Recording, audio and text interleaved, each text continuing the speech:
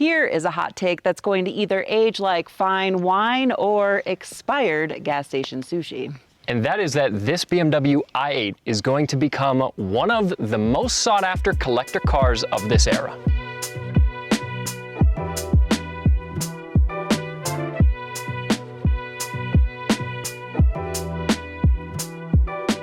At first, everyone hated it, for the most part. Everyone thought that BMW was going to be producing some sort of supercar, and instead we got 3 cylinders. Not only 3 cylinders, but a 3-cylinder hybrid, which when this car came out was not exactly what you expected out of a performance car. And in the past, we had the BMW M1, which was a hell of a thing to try and live up to. And especially when you saw for the first time the design of this BMW i8, the expectations were really high. Because just look at this car. Even in 2026, it still looks futuristic. Now, a 3-cylinder hybrid does not sound very sports car-like. It sounds more normal car-like, but at least it was also very complicated. Up front, it has a single electric motor pushing out 129 horsepower, made it up to a 2-speed transmission. And in the back, it's got another electric motor with a 1.5-liter turbocharged 12-valve 3-cylinder.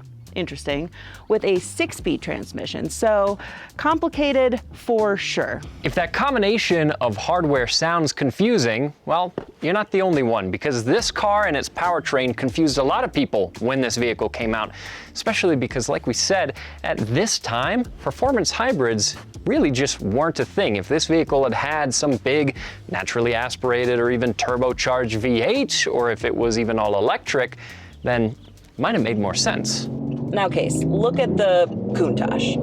Not performance, definitely not sound, but the story of it. You know, when they first came out, people didn't like them either. They looked insane, but the prices dropped and now they're definitely soaring again. Yeah, that's the thing. There's a lot of these cars that come out initially, maybe there's some mixed reception, but people remember them. To your point, they're very memorable, and people still stop and look at them even many years later. This BMW i8 is one of those. So like you were saying, the Countach, for a while, you could get it well under $100,000 when it hit rock bottom in its depreciation, maybe 50, 60 grand. Yes. Now, they're well in excess of that. I think this BMW i8 is very likely at the bottom point of its depreciation. Yep. And from this point on, its trajectory is going to be upwards because of those same reasons that people remember the Countach. It was futuristic, it made a statement, and people remember it. Yeah, certainly, like I said, certainly not for its performance or certainly not the sound, but it's a looker. This was ahead of its time with things like these butterfly doors. And if you look closely, you can see some of the carbon fiber that makes up this car's monocoque structure. It even has an exposed carbon fiber roof. And one of this car's most unique features are these flying buttresses. Plus, the i8 was the first car to get laser headlights. And because this car is a 3-cylinder and it doesn't make a very impressive sound, BMW added on the other side of the car what looks like a second exhaust tip, but this is in fact a speaker that people online have actually tapped into and played music through it off their phone. Like, for example, maybe some Fetty Wap. And you'd think with such an advanced powertrain, you would want to have the ability to show it off. Well, if you pop the trunk, you can't see really anything. With all of those technological advancements in this car also comes some oddities and some inconvenience, as Jen is about to demonstrate. Oh my God.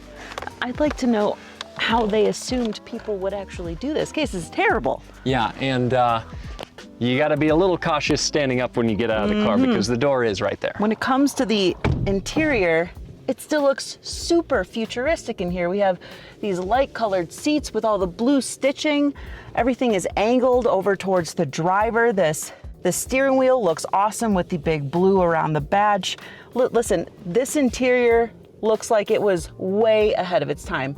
However, the screen does make it look a little dated. The fact that we have buttons is a little dated. This is clearly just out of a 3 Series, so that's no longer there. But for the time, this was remarkable. For some reason, they looked at this car and said, this should be a 4-seater, because that'll be really simple for people to get in and out of. So you pull this little lever behind the headrest, go this way, and then, oh my, this is bad. Hey, super easy. Now, with the way this car is laid out, there are, of course, some downsides. It does have a pretty heavy battery, especially for a supercar or sports car kind of thing that is ideally meant to be pretty light. There's arguably 2 transmissions in the car, one for the front electric motor and one for the powertrain going to the rear wheels. So in a way, you almost have 3 major portions of your drivetrain. And then too, you talk about insurance costs, you talk about the cost to repair a BMW. BMW labor costs alone, that's scary. Now, those are all valid concerns about this car, but what's not an issue is performance and especially acceleration in this car. That's right. So to put it in launch control, you slap this over into sport mode, and then you take traction control off, hard press on the brake, hard press on the gas, and that's not bad. I mean, we're talking 357 horsepower, 420 pound-feet of torque, 0 to 60 in what, 4.4 seconds? Yeah, which is all pretty good. And while today you can find plenty of cars that accelerate that fast or faster and have much more power, the interesting thing about this BMW i8 is even some drag races that we've conducted against cars that have a higher power figure and seem like they should beat the i8, there's something about this car, it's maybe almost sandbagged a little bit because it can be quicker than we expect a lot of times. Yeah, I believe this definitely beat out that Mustang GT that you guys had for a little bit, right? Exactly, and that was a car that had almost 500 horsepower. So, you know, it's interesting how this vehicle accelerates. And in a lot of ways, I think the performance specs on paper don't tell the full story. No, it definitely packs a bigger punch than you would expect. But it still doesn't make an incredible sound, so the actual experience of that acceleration is kind of a different story. Yeah, that's true.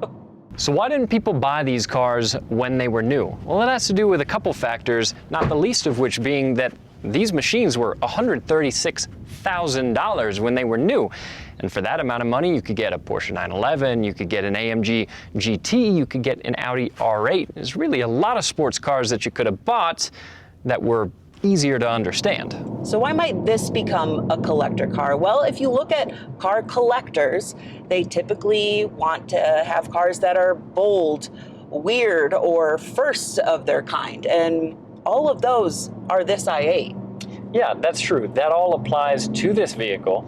And once again, it's just a very memorable car, and it's still one that gets talked about today. So these machines, as strange as they are and as compromised as they are, fit squarely into that category of enthusiast vehicles and vehicles that will very likely become collectible someday, because find me one collector's car that isn't somehow compromised in some massive way, and that all adds to the story. That's true, yeah. Most of the time, you're not going to find a collector that is just a normal 1984 Camry. You know, Yeah. There's got to be something special to it.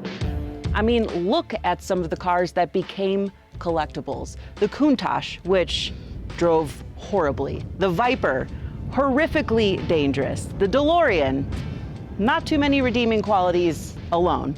None were perfect, but all made you stop and look, and that's exactly what the i8 is. This thing came out over 10 years ago. So think about every kid that was pointing at them in the street. They're all gonna grow up, and when they're in their 30s and 40s, they're gonna have big kid money, and they're gonna start buying these. And to your point, these machines are still cool.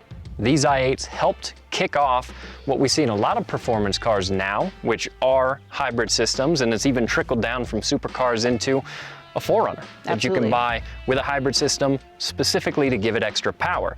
So this was very much ahead of its time. That's probably part of the reason that it didn't sell so well.